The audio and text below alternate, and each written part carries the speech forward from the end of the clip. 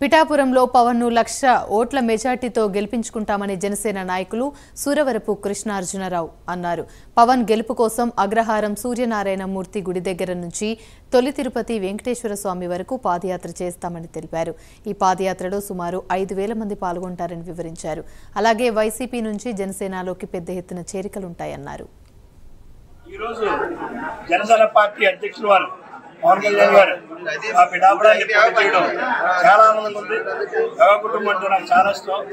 అదేవిధంగా మా పిఠాపురాన్ని ఎన్నో సంవత్సరాలకు రావాలని ముందే నేను కోరిక ప్రార్థించాను. నా కోరిక ఈరోజు తీరింది.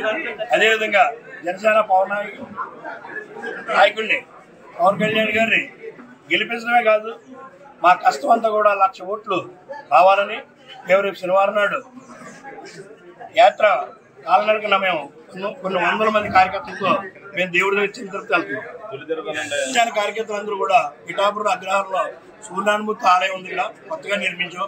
ఆలయ ఓపెనింగ్ కూడా మొన్న అయింది.